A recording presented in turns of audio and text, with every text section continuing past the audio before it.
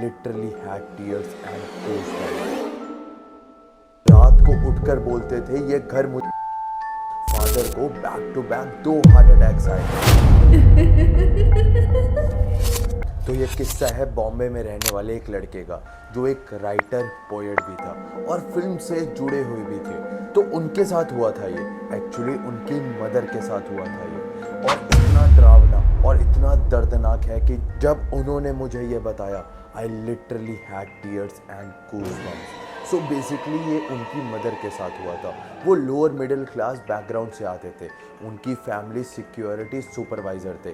ये बात 1995 से 1996 के आसपास की है, जब मेरे सब्सक्राइबर ने मुझे बताया वो कॉलेज में थे। जूलॉजिकल के प्रोजेक्ट के लिए उनको कॉलेज वाले वसाई के जंगल में लेकर गए।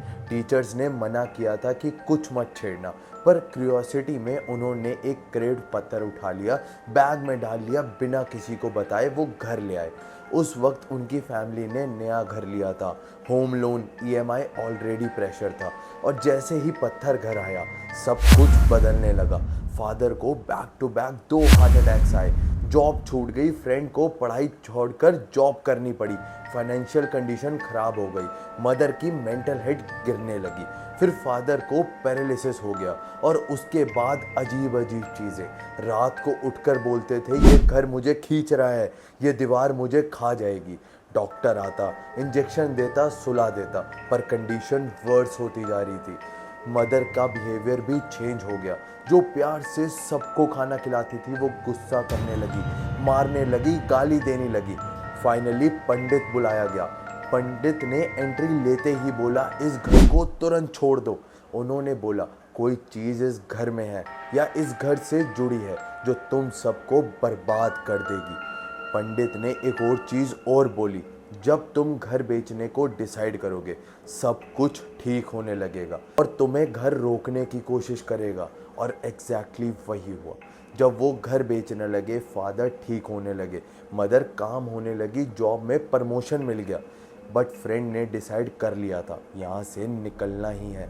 घर बेच दिया, नया घर लिया नवी मुंबई के आउटस्कर्ट्स में। वहाँ एक अजीब सी चीज़ थी, घर के पीछे एक बड़ा सा पेड़ और पेड़ के पास ही नीचे एक बंद कुआं। लोग कहते थे रात को वहाँ पर मत जाना, पर उसने इग्नोर किया। जब वो शिफ्टिंग हो रही थी वो पत्थर गायब हो चुका था।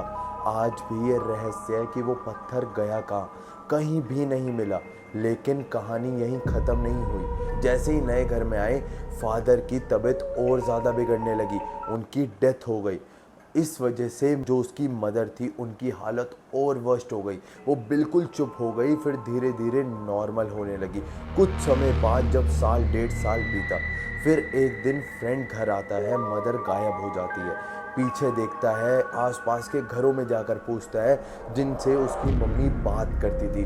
वो पर कुएं के पास बैठी थी, बिना आइज ब्लिंक करे उस कुएं को एक बारी में देखी जा रही थी। उस दिन के बाद वो बिल्कुल बदल गई, रोबोट जैसी हो गई। और इस बीच में जब उसके पापा जिंदा थे उन्होंने अपने बेटे की शादी तय करी थी और उसी लड़की से उन्होंने शादी करी कि माँ की तबीयत खराब है, उनको घर में कोई साथ देने वाला चाहिए।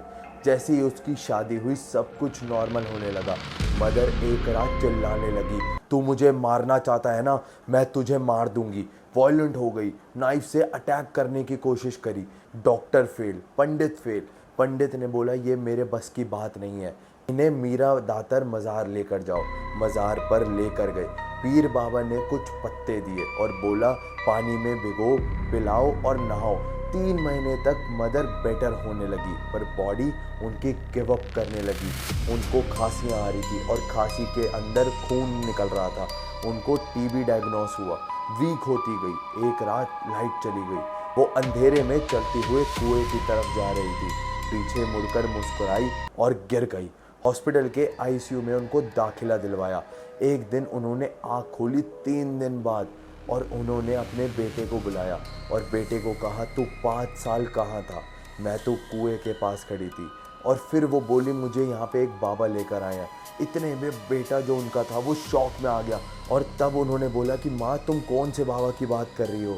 फिर वो एक बाबा मुझे यहाँ लेकर आया, वो मुझे लेने आए थे और 2 दिन बाद जैसे ही उन्होंने ये चीज़ बोली उनकी डेथ हो गई।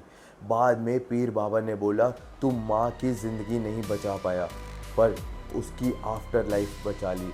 वो एंटिटी इतनी ज़्यादा स्ट्रॉन्ग थी कि डेथ के बाद भी पीछा नहीं छोड़ती। और हाँ, वो पत्थर कभी भी नहीं मिला। और इसी तरह के और भी केसेस हैं, काला जादू, कब्रिस्तान, कील, फोटो, डीएनए। और एक बात याद रखना, ये सब आग के जैसे हैं। अपने दोस्तों के साथ शेयर करो जिनको भूतों से बहुत ज़्यादा डर लगता है।